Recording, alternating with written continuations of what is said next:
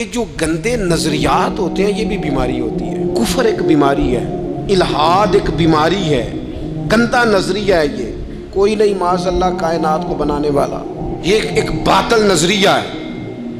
قرآن مجید نے جگہ جگہ اللہ کی توحید کے دلائل قائم کر کے بتایا کہ کائنات کو بنانے والا رب ہے۔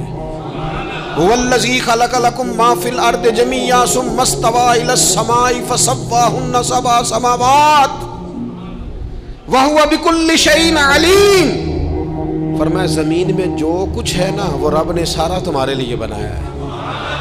پھر آسمان کی طرف توجہ فرمائی تو ٹھیک ٹھیک 7 آسمان بھی مالک نے تمہارے لیے بنایا۔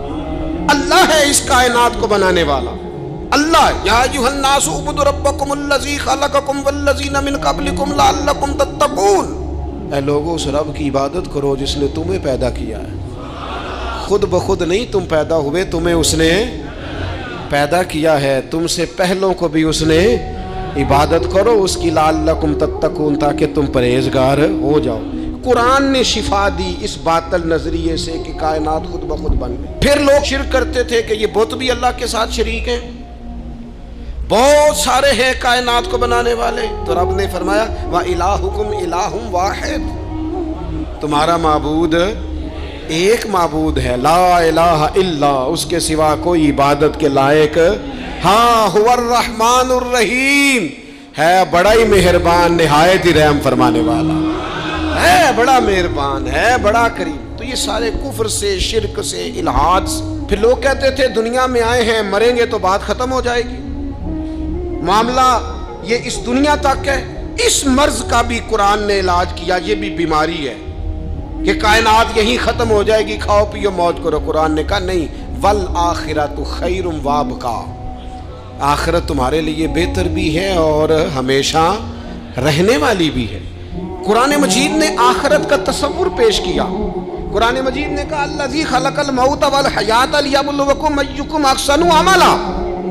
موت اور حیات تو پیدا ہی اس لیے کی گئی ہے تاکہ پتہ چلے تم میں اچھے کام کون کرتا ہے۔ ایک نظریہ دیا قرآن پاک نے، سوچ دی، جینے کا ڈھب اور سلیقہ دیا۔ مالک ہم کیوں آئے ہیں دنیا میں؟ فرمایا میرے بندے ہو، میں نے بنایا ہے، میں نے تمہیں بنایا ہے، بڑا سونا بنایا۔ لقد خلقنا الانسان فی احسن تقویم۔ تو مالک تو نے کس لیے بنایا؟ تو قرآن اس بیماری سے بھی شفا دیتا ہے۔ فرمایا وما خلقت الجن والانس الا لیعبدون، میں نے جنوں اور انسانوں کو اپنی عبادت کے لیے بنایا، اپنی معرفت کے لیے بنایا، اپنی محبت میں بنایا۔ والذین آمنوا اشد حبا للہ، یہ مجھ سے پیار کریں گے ایمان لانے کے بعد۔ قرآن مجید جو باطن کے اندر میل کچیل آ جاتا ہے، اندر جو غلاظت آ جاتی ہے تکبر کی، بدی کی، حسد کی، جھوٹ کی، بددیانتی کی، ان ساری بیماریوں کا بھی قرآن علاج کرتا ہے۔ اور کس طرح کرتا ہے؟ کما ارسلنا فیکم رسولا منکم یتلو علیکم آیاتنا ویزکیکم۔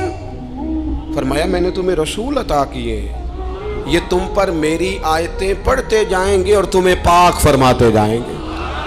تمہارے اندر سے یہ ساری غلاظتیں، یہ ساری نفرتیں، یہ ساری قدورتیں، یہ حسد، یہ کینے سب باہر نکل جائیں۔